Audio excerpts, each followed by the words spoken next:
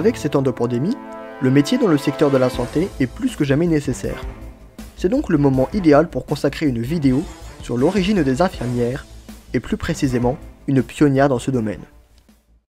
Florence Nightingale naît en 1820 dans une famille aisée.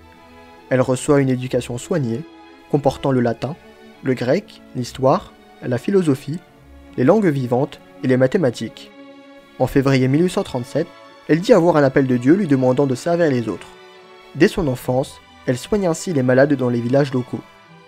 Mais voilà, à cette époque, le métier d'infirmière est très dévalorisé, tout comme le milieu hospitalier, réservé aux plus démunis, dans l'incapacité de se payer des soins privés à domicile.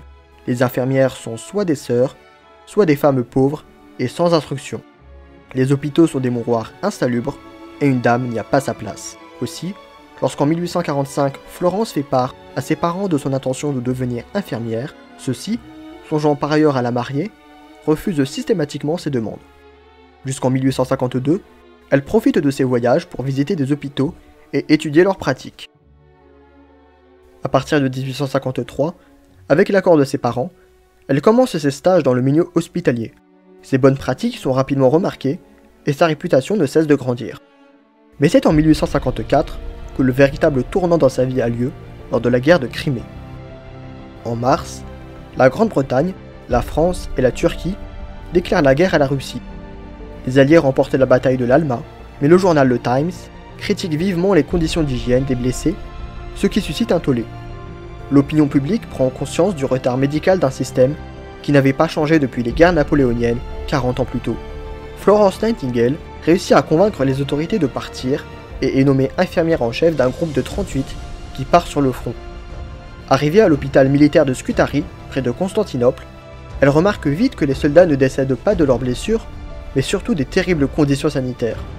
Améliorant les conditions d'hygiène, elle impose ainsi des normes de soins, telles que le bain, des vêtements et pansements propres, et une alimentation correcte. 18 mois après son arrivée, elle réussit à faire passer le taux de mortalité de 40 à 2%. Mais non contente d'améliorer les conditions de vie dans cet hôpital, elle trouve le temps d'écrire des lettres que les soldats lui dictent, d'envoyer leurs soldes à leurs familles et de prévoir des séances de lecture pour les convalescents. Elle écrit « Donnez-leur la possibilité d'envoyer promptement et en toute sécurité de l'argent à leur famille, et ils le feront. Donnez-leur une école et des cours, et ils y viendront. Donnez-leur un livre, un jeu et une lanterne magique, et ils cesseront de boire. » Si son génie administratif lui vaut le respect de la reine Victoria, ce sont les soins et l'attention dont elle entourait chaque malade et chaque blessé qui lui valurent l'affection du peuple britannique. On raconte qu'elle n'hésitait pas à parcourir les 6 km de couloirs de l'hôpital la nuit et gagne le surnom de la Dame à la lampe. Florence Nightingale devient rapidement un symbole d'espoir dans cette terrible campagne. À son retour en Angleterre, elle est accueillie en héroïne. Elle rencontre la reine et est à l'initiative de la Commission royale pour la santé de l'armée, où elle produit un rapport de 1000 pages, incluant des statistiques détaillées sur la mortalité, transformant le système de santé britannique. Elle met au point une version améliorée des diagrammes circulaires et devient la première femme élue membre de la Société statistique. L'une des conséquences de cette commission est la réorganisation des statistiques militaires, alors réputées les meilleures d'Europe.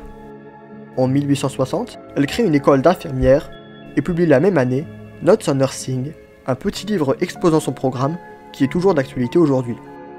Florence Nightingale est même sollicitée en 1861 lors de la guerre de Sécession pour exprimer son avis sur les soins à prodiguer aux nombreux blessés. Jusqu'à la fin de sa vie, elle se consacre à l'étude et à la mise en place d'une meilleure gestion sanitaire des hôpitaux. La Dame à la lampe reçoit plusieurs décorations honorifiques comme la Royal Red Cross ou l'Ordre du Mérite. En 1896, Florence Nightingale est complètement alitée des suites d'une maladie qu'elle avait contractée en Crimée. Clouée au lit, elle n'en écrit pas moins 200 livres, rapports et brochures, avant de s'éteindre à l'âge de 90 ans, le 13 août 1910. Refusant des funérailles nationales, elle est enterrée près de la maison de ses parents dans le Hampshire. Sa mémoire est honorée dans de nombreux pays. Le 12 mai, jour de sa naissance, est la journée internationale des infirmières. La personnalité forte et le dévouement sans borne au service des patients de Florence Nightingale ont non seulement permis de perpétuer sa mémoire, mais ils ont surtout sauvé la vie de milliers de personnes et fait progresser à grands pas le métier d'infirmier vers une reconnaissance et une professionnalisation.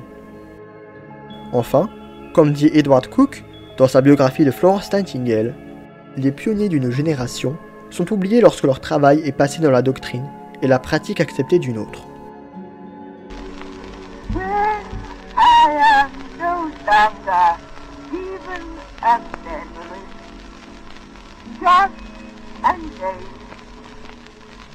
I hope my voice may perpetuate the great work of my dad.